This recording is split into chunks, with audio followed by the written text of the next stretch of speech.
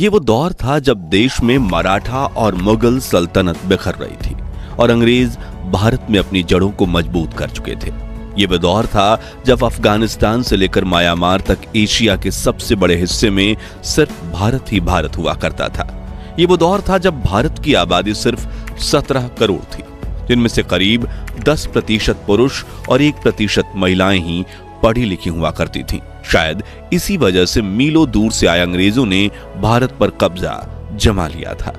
East India company की सरकार ने गरीबों और किसानों का शोषण शुरू कर दिया था और सोने की चिड़िया कहे जाने वाले भारत को लूटने में कोई कसर नहीं छोड़ी थी।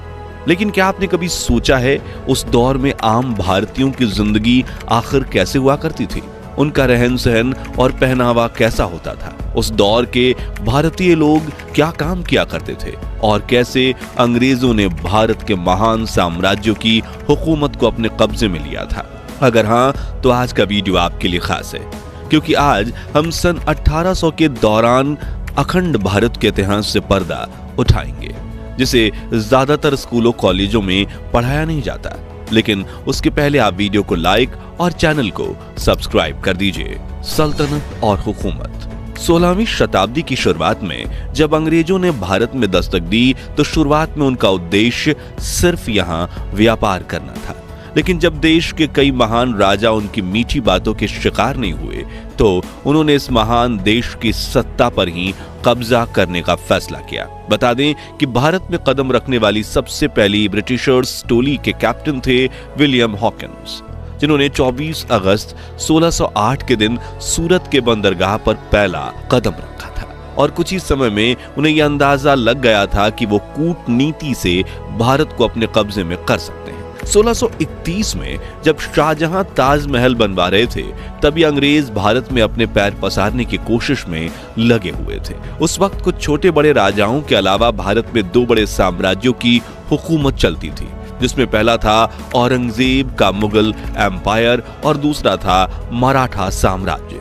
ये दोनों शक्तियां इतनी ताकतवर थीं कि इनके सामने अंग्रेज चाय कम पानी थे, मगर इनकी सबसे बड़ी कमजोरी थी एक दूसरे से नफरत। जो देख अंग्रेज एक तरफ इन दोनों सल्तनतों के राजाओं के तलवे चाटते रहे और ये जताने की कोशिश करते रहे कि हम आपके साथ हैं, लेकिन दूसरी तरफ बड़ी चालाकी से कूटनीति करके इन दोनों साम्राज्यों में कई लड़ाइयां करवाईं और खुद बाजी मारने के लिए सही मौके का इंतजार करते रहे। अपनी इसी मंशा में कामयाब होने में अंग्रेजों को 100 साल लग गए और शुरुआत हुई 18वीं सदी की, जब ईस्ट इंडिया कंपनी ने भारत में अपने पैर पसार लिए थे। मुगलों की सल्तनत खत्म होने के कगार पर थी और मराठा साम्राज्य भी कई इलाके अंग्रेजों से हार चुका था। एक तरफ वो गरीबों और किसानों का शोषण कर रहे थे, दूसरी तरफ शिक्षा और पैसों के लालच देकर युवा भारतीयों को ही अपनी ब्रिटिश आर्मी में भर्ती करना शुरू कर दिया था। वो भारतीय व्यापारियों से बहुत ज्यादा कर वसूलते थे। उन्होंने यहाँ पर अपनी फैक्ट्रीज खोल रखी थी, जहां सस्ते में बना माल एक्सपोर्ट करके वो अंधाधुंध पैसा छाप रहे थे और ये पूरा पैसा भारत से सीधा ब्रिटेन जाता था, जिस वजह से भारत में आर्थिक संकट के दौर की शुरुआत हुई। भारतीयों की कमाई, पैसों की किल्लत और लगान। आपने ये कहावत तो सुनी होगी कि मेरी जरूरतें कम है इसलिए मेरे जमीर में दम है, जो 1800 के दौर में 90% भारतीयों के लिए सही साबित होती है। हालांकि हमारे भारतीय समाज में मौका परस्त लोगों का वजूद हमेशा से बना रहा है। उस वक्त भी कुछ मौका परस्त लोग ऐसे थे जो अंग्रेजों के तलवे चाटकर अधिक कमाई किया करते थे, जबकि आम भारतीय अपनी सभी जरूरतें पूरी तक नहीं कर पाते थे। एक तरफ जमींदार किसानों को कर्जा देकर ज्यादा ब्याज लेकर उन्हें लूटा किया करते थे, वहीं दूसरी तरफ किसान बाढ़, सूखे जैसी समस्याओं का सामना करते थे और अंग्रेजों द्वारा लगाया गया जानलेवा लगान तो किसानों की कमर ही तोड़ देता था। वही जो लोग खेती नहीं करते थे उनमें से कुछ छोटा मोटा व्यापार करते थे, जिन्हें अंग्रेज टैक्स और हफ्ता वसूली करके लूटने से बाज नहीं आते थे, जबकि कुछ लोग मजबूरी में चंद पैसों के लिए अंग्रेजों की फैक्ट्रीज में 16-16 घंटे काम किया करते। गांव का व्यापार। उस दौर के भारत की एक चीज बहुत अच्छी थी, वो है बार्टर सिस्टम, यानी सामान के बदले सामान देना। इसका इस्तेमाल भारत में ज्यादातर गांव में किया जाता था। गांव में अगर कोई एक आदमी चावल उगाता था तो वो दूसरे आदमी से चावल के बदले गेहूं लेता था, जो आदमी सब्जी उगाता था उन सब्जियों के बदले चावल और गेहूं ले लेता था। जैसे कि 1 किलो धान के सामने 4 किलो शक्कर, पूरे महीने के अनाज के सामने पूरे महीने की सब्जियां और 5 किलो गेहूं के बदले 5 किलो दाल। इससे फायदा यह होता था कि खाने पीने की हर चीज गांव में मिल जाती थी और इसके लिए पैसे चुकाने की जरूरत भी नहीं थी। इसलिए गांव में पैसे का चलन बहुत कम था।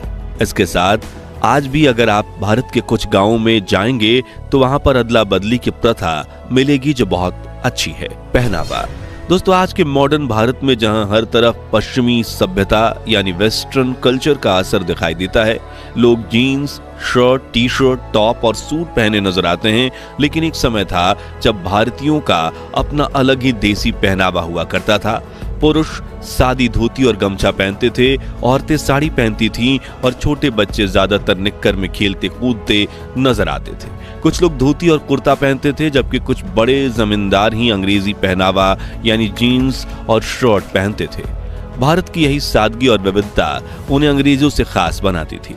यहाँ तक कि आज भी राजस्थान और उत्तर प्रदेश में रहने वाले कुछ बड़े बुजुर्ग उस वक्त का सादा पहनावा पहनते हुए देखे जा सकते हैं। लेकिन हम में से ज्यादातर युवाओं को आज लुंगी पहनना नहीं आता, जो थोड़ा निराशाजनक जरूर है। व्यवहार, रहन सहन और काम धंधा, आज इंसान चांद पर पहुंच गए, मंगल ग्रह पर रोवर भेज चुके हैं और फिर आर्टिफिशियल इंटेलिजेंस ने दुनिया को बदल कर रख दिया। लेकिन सन 1800 के आसपास भारत में टेक्नोलॉजी का कोई नामो निशान नहीं था, लेकिन हर भारतीय का जीवन सुकून से भरा था।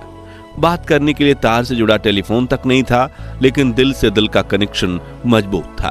रिश्तेदारों से महीनों और कई सालों तक मिलना मुश्किल था, लेकिन मन में इज्जत और लगाव जरा भी कम नहीं था। घास फूस और मिट्टी से बने घर ही कच्चे थे, लेकिन लोगों के दिल बड़े सच्चे थे। यातायात के सिर्फ बैलगाड़ी साधन थी, लेकिन लोगों के शरीर में बहुत फुर्ती थी। जेब में पैसों की फूटी कौड़ी ना हो, इसलिए चेहरे पर शिकन नहीं थी। और भाईचारा ऐसा था कि एक आवाज पर पूरे गांव की भीड़ इकट्ठा हो जाती थी। मित्रों, उस दौर में जमीन छोटी हो या बड़ी, ज्यादातर लोग खेती करना ही पसंद करते थे और भारतीय किसानों की पसंदीदा फसल नील, कॉटन, अफीम, गेहूं और धान ही हुआ करती थी, जिसे किसानों से खरीद कर अंग्रेज विदेशी मार्केट में अच्छी कीमतों पर बेचते थे। लोग खेती के साथ किसान पशुपालन भी करते। जो लोग खेती नहीं करते थे वो अंग्रेजों की फैक्ट्री में काम किया करते। शाम होते ही सभी लोग अपने घर में आकर भजन कीर्तन और सत्संग किया करते थे, लेकिन जिसके लिए घरों में दिए भी जलाए जाते, क्योंकि इस दौर में भारत में लाइट नहीं थी। फिर लोग रात में जल्दी सो जाते और सुबह जल्दी उठकर काम पर चले जाते। 18वीं सदी के लोग बुजुर्गों का बहुत मान सम्मान करते थे और घर से लेकर गांव में वही होता था जो बड़े बुजुर्ग कहते थे। हालांकि वो एक सा दौर था जब भारत में सबसे ज्यादा जातीय भेदभाव होता था। अलग अलग धर्मों में थोड़ा बहुत टकराव होना आम था, लेकिन एक ही धर्म में भी जाति व्यवस्था को माना जाता था। ये जातियां हिंदुओं को 4 मुख्य श्रेणियों में विभाजित करती थी: ब्राह्मण, क्षत्रिय, वैश्य और शूद्र, जिनमें दलितों और बाकी छोटी जातियों के साथ काफी भेदभाव किया जाता था। और ये भेदभाव तो पिछले 200 वर्षों से चला आ रहा था, जिसके खिलाफ डॉक्टर बाबा साहब आम्बेडकर ने काफी बड़ी जंग लड़ी थी और 20वीं सदी में देश में क्रांति ला दी। लेकिन उन्होंने इस भेदभाव को कैसे खत्म किया, जानने के लिए आप हमारी डॉक्टर आम्बेडकर की अनसुनी अनकही कहानियों वाली सीरीज देख सकते हैं, जिसके लिंक डिस्क्रिप्शन में है। फिलहाल मुद्दे पर वापस आएं तो उस दौर में अंग्रेजों ने ही डिवाइड एंड रूल नियम को अपनाकर भारतीयों की एकता को भंग करने के लिए जातिवाद और ज्यादा इसका बढ़ावा दिया। लोग अपनी जाति के हिसाब से ही काम किया करते, जैसे कि धोबी कपड़े धोते, कुम्हार मिट्टी के बर्तन बनाते, नाई हर पीढ़ी बाल काटती थी। इस तरह हर कोई अपने हिसाब से काम धंधा किया करता था। आबादी और इलाका, आज भारत की जनसंख्या विश्व में सबसे ज्यादा यानी 145 करोड़ के पार कर चुकी है, लेकिन उस वक्त के अखंड भारत की जनसंख्या सिर्फ 17 करोड़ थी। वो भी सिर्फ कश्मीर से कन्याकुमारी तक फैले भारत में नहीं, बल्कि अखंड भारत में 17 करोड़ लोग ही रहते थे, जो हिंदुस्तान के साथ पाकिस्तान, बांग्लादेश, वर्मा और अफगानिस्तान से मिलकर बना हुआ था। आज मुंबई, दिल्ली और बंगलोर जैसी मेट्रो सिटीज में लोग घंटों ट्रैफिक में बिता देते हैं और शहरों में हर तरफ खूब भीड़ भाड़ देखने को मिलती है। वहीं उस वक्त ऐसा कुछ नहीं था। लोकल मार्केट के अलावा किसी भी इलाके में भीड़ भाड़ नहीं होती थी। देश के बड़े हिस्से में घने जंगल फैले हुए करते थे। बड़े बड़े जंगलों के बीच छोटे छोटे गांव बसे होते थे और शहरी इलाके बहुत ही कम हुआ करते थे। इस वजह से भारत अनगिनत जंगली जानवरों का घर था और इंसानों को हर समय इन जानवरों के हमले का डर सताता रहता था। लोग रात को सोने से पहले अपने घर में आग जलाते थे ताकि अंधेरे से कोई भी जंगली जानवर आकर उन पर हमला ना कर सके। हालांकि इन जंगली जानवरों की वजह से समग्र भारत में प्रदूषण का नामो निशान नहीं था। उपजाऊ जमीन की भरमार थी, लोग पोषक तत्वों से भरपूर शुद्ध खाना खाते थे। आज की तरह फलों और सब्जियों में केमिकल मिलाने का कोई सवाल ही नहीं था। सड़कों की हालत भले ही खस्ता थी, लेकिन लोगों की जिंदगी खुशहाल थी। उस वक्त के भारतीयों की औसत उम्र भी आज से काफी ज्यादा हुआ करती थी। शिक्षा और साक्षरता।